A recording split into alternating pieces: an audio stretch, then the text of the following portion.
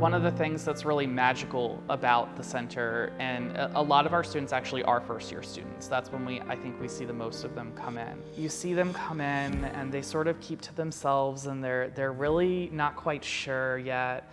They're nervous to talk to people. Normally one of the first people they'll talk to is not another center goer, but it'll be me or one of our staff.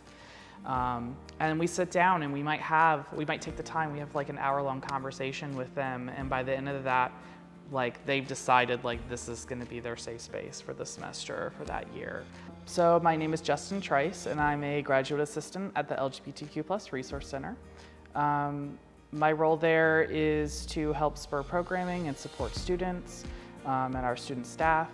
And I'm also a clinical mental health counseling major, and I'm in my third year of the program now. I was also an undergraduate student at Kutztown. I studied psychology and I got my bachelor's from here. And before then, I'll be honest, I wasn't really much of a center goer before I was a graduate assistant, but I was also a non-traditional student.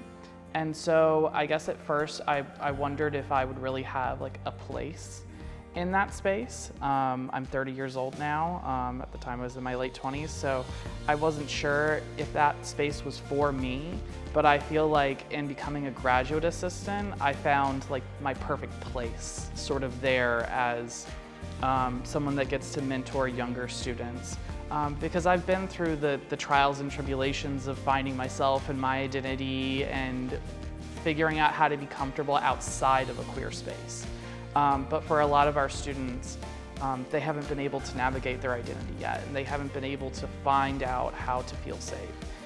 So I think it's nice that we have people that sort of represent the whole spectrum of like where you're at, whether you're just figuring yourself out or whether you've really sort of arrived at who you are. I'm Christine Price. I'm the director for the LGBTQ+ Resource Center here at Kutztown and the Women's Center.